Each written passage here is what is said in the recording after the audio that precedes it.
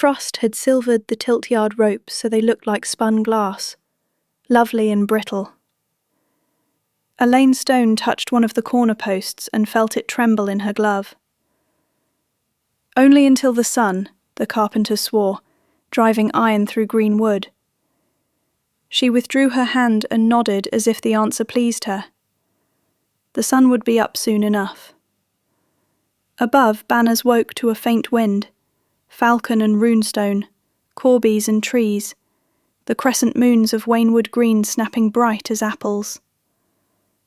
The gates of the moon had never held so many lordlings at once. They overflowed its towers like grain in a full silo, spilling retainers and horses, gossip and wages in every yard. Petyr had said it would be so. Let them come and measure themselves against one another, he had told her. I will do the counting. Alayne had done the placing. The dais faced south to steal all the morning warmth. The benches for the Royces were set where sunlight fell first. The Wainwood place was central and high, with a neat little alcove behind to which she might draw Lady Anya for quiet words. Harry would see it and be flattered by what he took for honour. A pity the Falcon Tower's viewing gallery had needed a quick repair. There had been a bad join in the railing when she'd come on it just after dawn, a seam under new paint like a thin white grin. The carpenters had hammered and said, "It will serve." Petyr wanted the lists to start before anyone grew bored. The rail had held for a century before. It would hold a day. The boy lord came pale as milk and twice as thin, clinging to Maester Coleman's arm as he picked his way up to the high seat. Robert's lips were wet. A tremor feathered his left hand. "I hate trumpets," he told Alayne when she came to smooth his cloak. "I know." She stroked his sleeve. "We will keep them soft." Coleman hovered, nervous as a hen, the links of his chain dim in the cold light. "The sound and crowd can agitate him," he murmured. "A warm posset, perhaps." "A pinch," came Petyr's voice, from behind them, soft as fur. "Only a pinch." He must be seen. The realm loves a brave boy. Coleman's mouth pressed thin. He looked to Alayne. She felt the rail beneath her palm again, the almost sigh of it. "It will serve." "A little," she said, to calm him. The maester dipped his head and went, his steps quick. Petyr's hand found her elbow. "Well done," he breathed. "Your heart is kind, but your head is kinder." "My head is yours, father," she said for the servant's ears. That made his smile. When he drew her aside to the shadow of a stair, the smile did not leave his lips, but the eyes behind it sharpened. He rode as if he had ridden before she was born. It was in the way he let the horse find the line, trusting the animal's stride, quiet with his hands, spare with the spur. In the first tilt he unseated a younger man cleanly. In the second he took a blow on his shield that would have numbed most arms, and yet kept his point true to crown his foe. The third was kinder. He broke lances and bowed the field to a draw, then took the laugh from his tree and gave it as a nod to his opponent. The yard loved him for it. "Winds like a river wears a stone," Miranda said. "Slow and certain." She pursed her lips. "Do you know him?" Alayne watched the way he turned after victory, not to the dais alone, but to the common rails, where the small folk cheered in their wool caps. No flamboyance. This was not a boy stunting for maidens' favours. "No," she said, and swallowed the yes that was only hunger, a wish that someone, anyone from that other life might step out of a story and be true. "Aunt Lissa's men knew my mother's kin by sight," she reminded herself. If he were who I want, he would not dare show his face. Robert dozed against his cushions, milk moustached on his lip. The tremor in his hand had quieted. That at least was good. Coleman hovered behind with a cloth and a fear he tried to hide. Alayne kept a hand near the boy's, touching his knuckles when the trumpet sounded too loudly. "Only a little longer," she murmured, and smiled at the Wainwood maidlings below. Their father would like that. The Laughing Tree Knight met Sir Lynn Corbray next and made of him a lesson, turning Corbray's hunger for the crash into emptiness with an inside line and a patient, punishing counter. Lynn rose, his face as tight as his famous beauty allowed, and bowed with a grace that would have been more graceful had it been given more quickly. When the Grey Knight turned from that tilt, his glance slid past the high seats almost without noticing them to rest for a heartbeat on the shadow under the gallery, where a cluster of old men from the kitchens had crowded for a better view. He put the tip of his lance to the ground briefly, as if to honour them. Alayne's heart bumped once, hard, at the courtesy. Between tilts, Harry the heir swaggered and smiled with his friends, his laugh a bright silver tinkle at a joke told by a knight in Wainwood Green. When Alayne passed near on some errand, he turned half toward her and then half away, as though the sight of a bastard smirched the morning. He had fine eyes when he used them.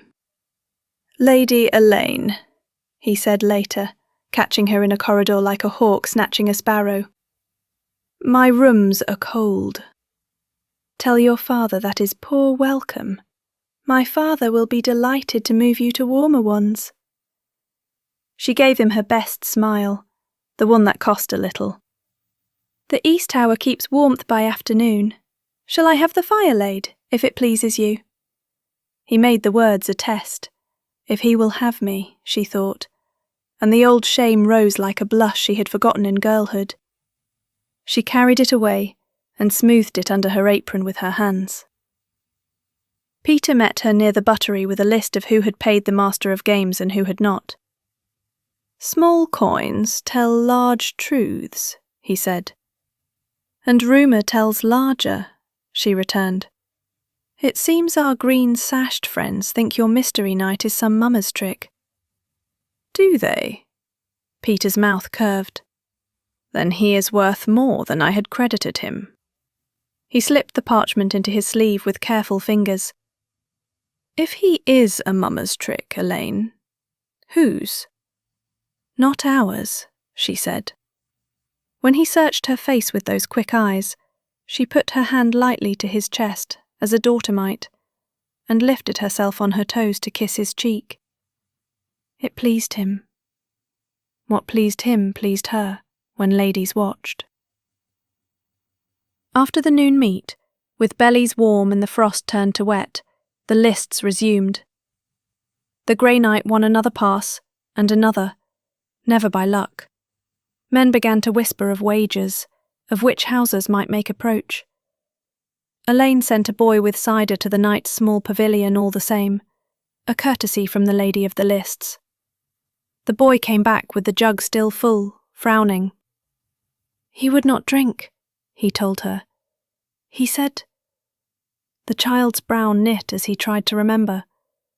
"He said he never drank on a horse day." Sensible. Old. Near evensong a gelding shied as a falcon stooped close, its bell a wicked chime at the wrong moment. A rail below the gallery shuddered and gave a little shriek and then held. Alayne's stomach fell clean through her. She rose, meaning to speak to the master of games, to call a halt for an adjustment, dressed as a merrier thing, a change of garlands, new ribbons, anything at all. But Robert had roused, blinking muzzily, and his small hand fluttered from the cushion, searching. She took it, and when she looked back to the yard, the hostler was already tightening the bolts with a key, and a look to the dais that begged permission to be done. She gestured, "Be quick," with her eyes and sat, and the hammering stopped, and the trumpet started. and it was easier not to make a moment of it. The seam was hidden under fresh paint now. It will serve. The grey knight faced a broad-shouldered Vale man on a thick-shouldered destrier. The first pass shattered both lances. The second was uglier, heavy horses ploughing, both men fighting their mounts as much as each other. On the third tilt, the Vale man's charger stumbled on torn turf, canted left, and struck the rail like a bull. The timbers screamed. Alayne felt the sound in her teeth. The corner went with a crack as fine as Petyr's web of lines. For a heartbeat, he was only a boy again. Not a lord, not a burden. All milk breath and stick limbs and hair that fell too soft over his brow. His hand tore from Alayne's. He pitched forward with the rail. People never fall the way you think. Robert turned in air, bird-boned, try as he might, and his mouth made a small round O. The world slowed and then refused to. He struck a lower brace and folded, then the yard, with a sound like a dropped cloak. Men shouted. Somewhere a woman screamed. A horse went sideways, half rearing. "Make way," Alayne said, and was on her feet before she knew she had risen. One of the heralds gaped as if he had never seen a lady move. She took his trumpet, blew one hard, clean note that stabbed the noise and split it. "Back," she called, and her voice surprised her by not breaking. "Back and room. Sir Robar, the gate. Lady Waynwood, pray, take your girls away. Coleman." "I am here," said the maester, on his knees in the muck already, his chain clacking as his hands fluttered to the boy's throat, his chest, his mouth. Sweet boy, look at me." He pressed his ear to the narrow chest, once, twice. Robert's eyes found Alayne, grey and hazed with tears. His lips moved. Perhaps he said nothing. Perhaps he said, "Mother." It was a breath's worth either way. A thing so small the wind might have stolen it, if there had been any wind. Then there was only the maester's thin voice, and the small sound of feathered bells. No, her own heart. The grey night had reined in close without crowding, still as a prayer, visor raised now. His hair beneath was iron-shot with ash, cropped close for a helmet. Someone cried that it was an omen. Someone cursed him for bad luck. He put his lance point down to soil and bowed his head as if this were a grave. They carried Robert inside upon a door pulled from its hinges. The hall ate the sound of weeping and gave back the quieter noises of servants setting fires, women fetching cloth and hot wine. Alayne knelt in a chamber she had readied, with cushions and cedar shavings weeks ago for old ladies who tired of the yard. She heard Petyr's voice in the doorway, all hush and comfort for watchers. She heard Lady Waynwood's quick, angry questions, like little jabs, and Sir Lyn's smoother, deadlier ones that made the air colder. She heard the scrape of a chair as someone sat very hard. She did not hear Robert breathe. She would never hear that again. Coleman's hands were shaking when he covered the boy's face. He looked at Alayne like a man who has lost his way in weather. "The blow," he whispered, "and the blood too thin. I told him, no more.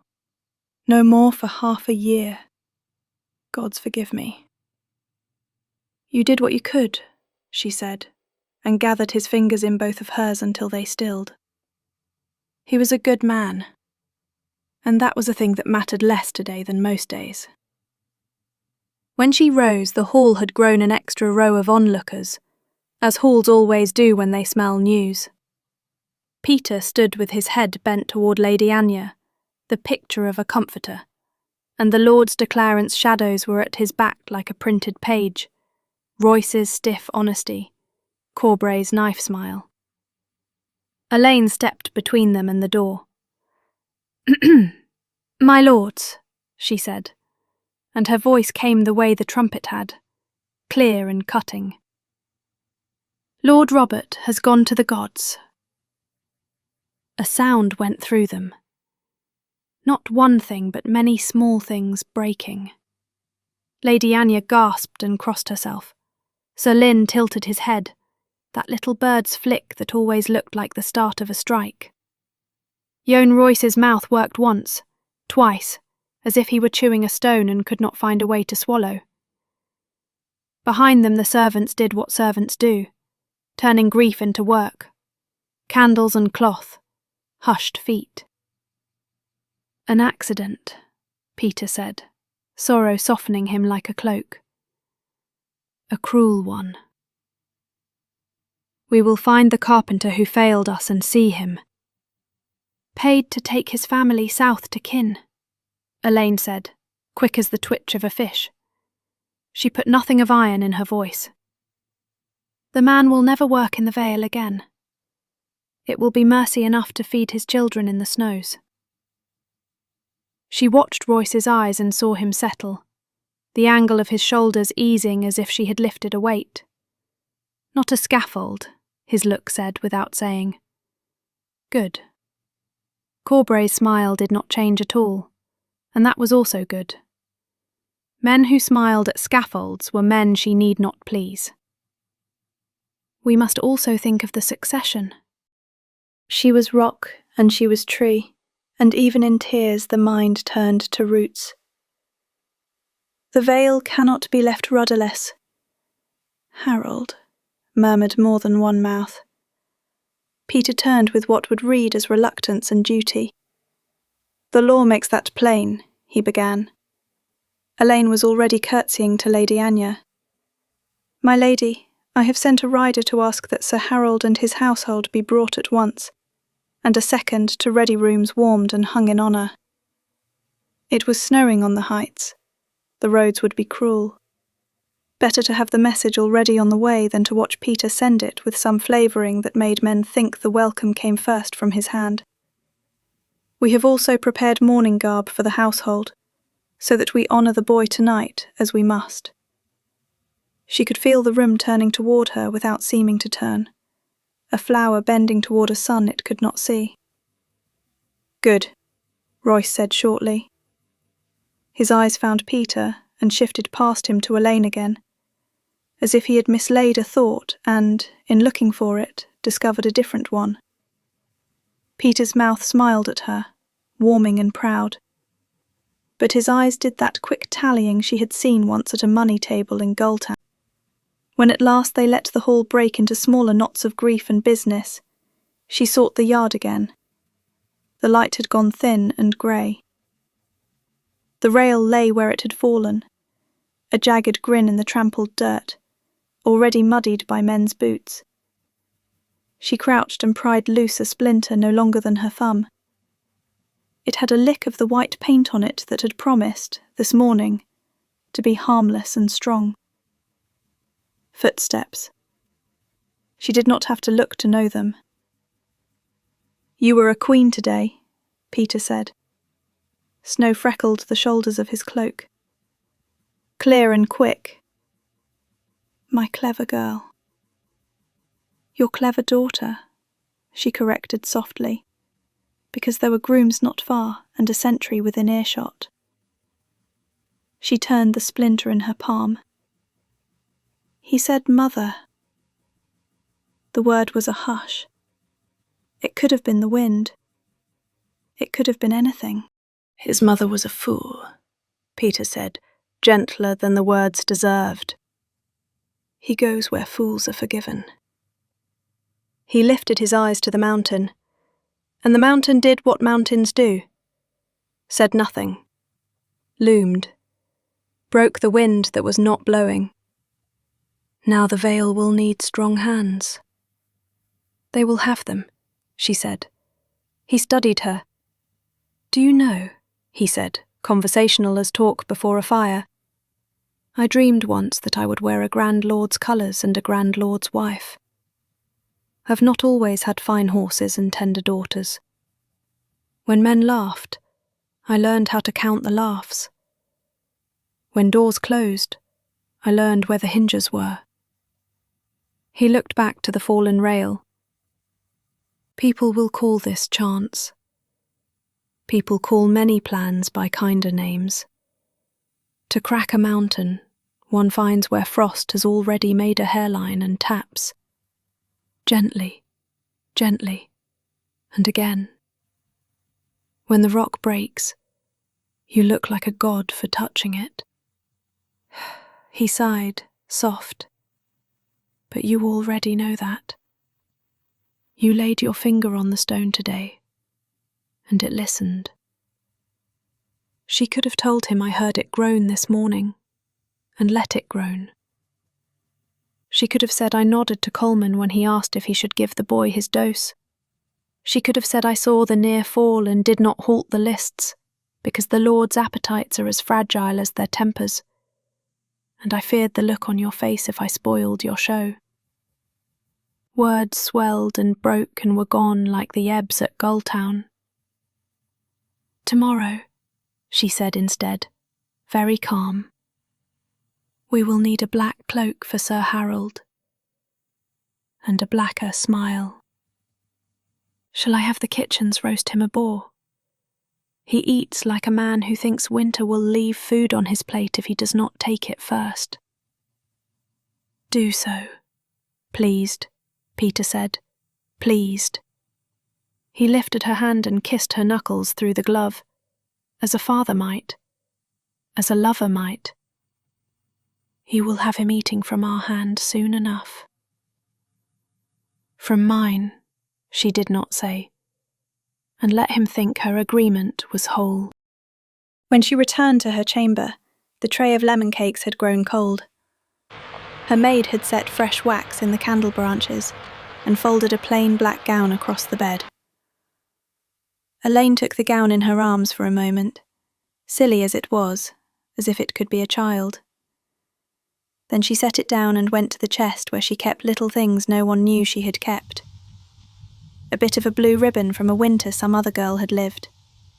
A river pebble, the colour of trout skin she had carried out of a godswood and into a world without gods.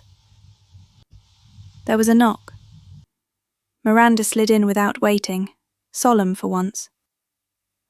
He's gone, she said, as if Alayne had not been there. Then, after a beat, your Mama Night has packed and vanished. No one knows where he slept, which is a trick. Alayne lifted her head. Gone. Like a tale that knows when to end. Miranda came to the window and peered into the snowy dark. He left nothing but coin at the stalls, and a broken lance, and a squire who'd sooner be silent than proud. Old, though. The way he sat a sabble, you know when a man's ridden his whole life. And when he bowed to the small folk, she shook her head. He honoured hearth more than hall. Alayne smiled without meaning to.